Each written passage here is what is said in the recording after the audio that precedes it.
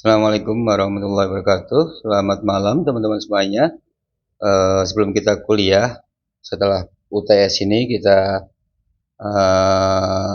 menyampaikan dulu puji syukur, alhamdulillah kepada Tuhan Yang Maha Esa atas berkat dan rahmatnya sehingga kita bisa berkumpul kembali di dunia maya ini dalam keadaan sehat walafiat. Mudah-mudahan dengan terus kita bersyukur kepada Tuhan Yang Maha Kuasa, Tuhan akan memberikan kita kebaikan hidup yang lebih banyak lagi, yang lebih indah lagi daripada ketidakbaikannya maupun ketidakindahannya. Amin ya rabbal alamin. Yang kedua, kita doakan teman-teman kita yang tidak bisa hadir karena sakit atau karena hal-hal lain yang tidak bisa ditinggalkan. Kita doakan mudah-mudahan Tuhan menolongnya dan bisa berkumpul kembali bersama kita semuanya. Jadi dalam kesempatan ini saya hanya akan menyampaikan pokok-pokok pikiran saja yang nanti bisa dikembangkan di dalam forum-forum diskusi maupun Anda bisa mencari di dalam berbagai referensi buku filsafat, terutama filsafatnya Kastov ya, atau apa itu, Mudofir ya, di UGM itu mengenai aliran-aliran filsafat ini. Saya hanya akan menggarisbawahi 6 aliran filsafat besar saja. Mungkin sebenarnya banyak juga aliran-aliran filsafat yang lain, tapi saya akan menjelaskan 6 saja. Yang nanti tokoh-tokohnya akan saya sebutkan sekilas dan nanti Anda bisa kembangkan sendiri, karena ini hanya sifatnya ide-ide saja dan pemikiran yang sifatnya ringkas dari berbagai pemikiran dari tokoh-tokoh filsafat itu. Yang pertama ada 6 aliran besar, yaitu aliran pertama ada aliran idealisme ya. Jadi aliran idealisme ini dia melihat kebenaran, karena filsafat itu bisa mencari kebenaran, maka kebenaran itu sumber dari kebenaran itu berada di dunia ide ya, bukan di dunia nyata.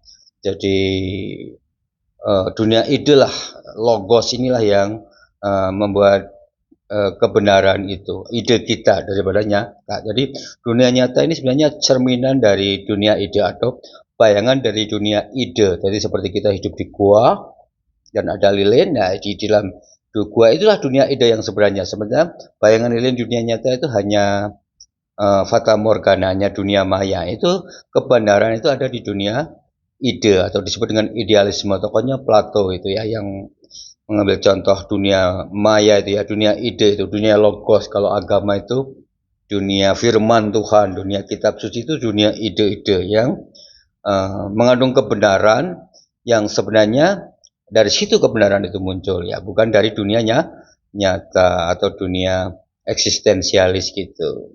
Itu Plato ya, dan juga Hegel ya. Hegel juga penganut aliran idealisme, idealisme Hegelian itu ya, yang melahirkan dialektika idealisme, tesis, antitesis maupun sintesis itu aliran idealisme. Yang kedua adalah aliran rasionalisme. Jadi sumber kebenaran itu adalah pada pikiran kita, pada nalar kita. Sesuatu yang bisa dinalar, yang masuk akal, yang logis itu ya, yang masuk akal sehat itulah yang masuk ke dalam otak kita itu yang benar. Misalnya eh, apa ya, 2 kali 2 4, tidak mungkin 7 8, itu rasionalisme. Itu ada dalam pikiran yang bisa dinalar ya, yang masuk akal gitu ya. Misalnya orang ngomong itu, misalnya kamu kalau eh, apa kamu kalau berbohong akan jatuh miskin, nah itu namanya tidak rasional, tidak masuk akal, tahayul, tidak bersifat logisme, tidak bisa dinalar gitu ya. Itu pernyataan yang tidak mengandung kebenaran. Itu pernyataan yang mengandung kebenaran atau kebenaran-kebenaran di dalam sesuatu yang dianggap benar itu yang bisa dinalar, yang melahirkan aliran rasionalisme itu ya. Nanti rasionalisme ada rasionalisme kritis dan sebagainya itu ya. Itu tokohnya adalah Descartes ya, René Descartes itu ya, sangat terkenal ya, rasionalisme itu. Lalu yang ketiga adalah aliran empirisme. Ya. Empirisme ini Aristoteles ya, John Locke, David Hume itu ya. Jadi dia membalikkan teori idealisme bahwa dunia yang nyata itulah dunia yang benar, yang empirik, yang mengandung fakta-fakta indrawi itu, yang bisa tersentuh oleh indera kita, panca indera kita yang bisa dilihat, didengar, dicium, ya, di pegang, disentuh itu yang benar, yang dunia nyata. Misalnya meja itu segi empat, kita melihat memang faktanya dia segi empat. Jadi dunia empiris yang bersifat faktual, yang empirik, yang nyata, yang physically gitu ya, yang bisa lihat oh ini cantik, ini jelek karena empiris gitu ya, bukan karena imajinasi atau ini uh, indah tidak indah dan sebagainya itu ya. Itu Aristoteles banyak ya menggagas itu ya. Lalu kemudian David Hume juga, John Locke.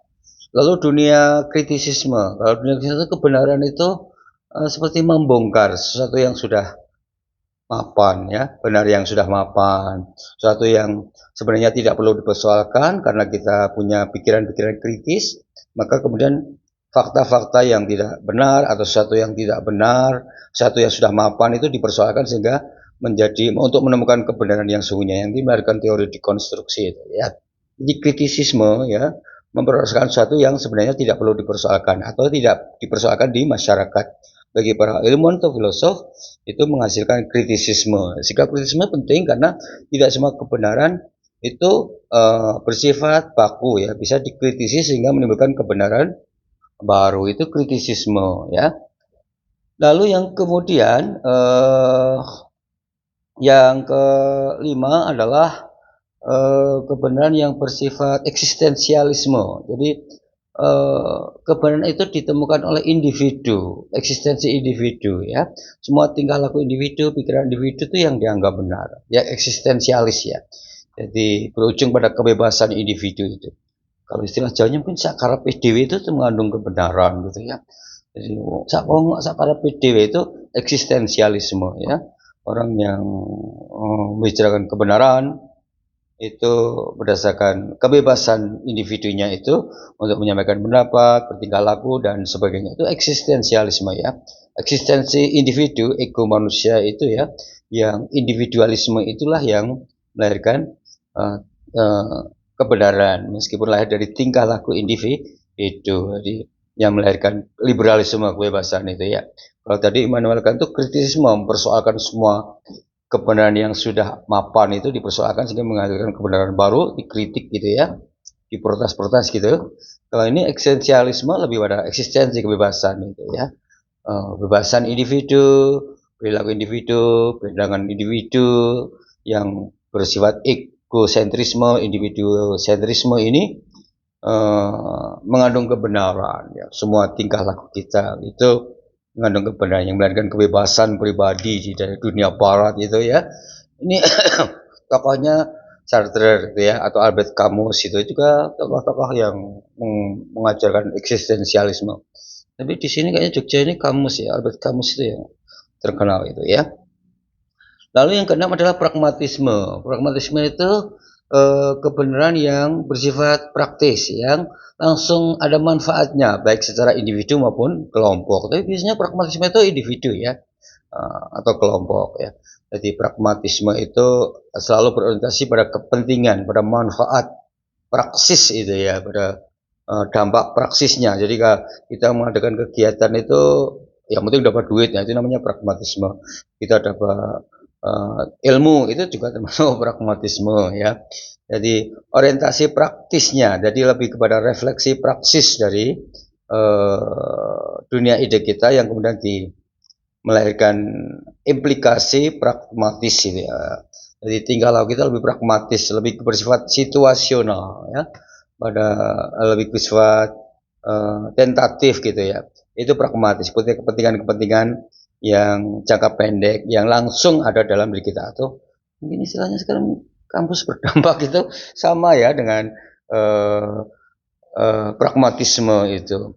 Saya kira itu ya, itu tokohnya banyak ya, John Dewey terutama ya, pada pragmatisme ini mengajarkan tentang pragmatisme bahwa sebenarnya mencari kebenaran itu ya apa yang bermanfaat secara praktis itu yang benar gitu ya, yang bisa kita pegang. Memang di dalam filsafat tuh aneh ya, manusia itu selalu cenderung mencari kebenaran gitu ya, karena fitrahnya ya, fitrah manusia yang mencari kebenaran kata Cak Nur itu, sehingga ia tidak mau mencari kesalahan atau mengakui kesalahan gitu ya, sehingga orang kecenderungannya mencari kebenaran, dan kebenaran itu lahir dari keinginan tahuan. Makanya lahirlah ilmu pengetahuan itu, keinginan tahuan terhadap hal yang benar itu merupakan fitrah manusia yang kemudian melahirkan filsafat, ya, sehingga filsafat itu banyak cabang-cabangnya, aliran-alirannya itu yang membuat kita harus bisa memahami dan syukur bisa menguasainya aliran itu, ya. Tapi masing-masing orang bisa, karakternya bisa beda-beda. Ada yang penganut aliran rasionalisme, ada yang menganut aliran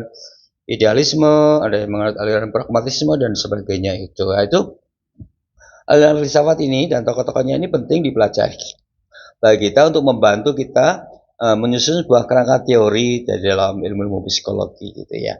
Saya kira itu saja yang bisa saya sampaikan, ya teman-teman semuanya. Kurang lebihnya mohon maaf. Terima kasih. Wassalamualaikum warahmatullahi wabarakatuh.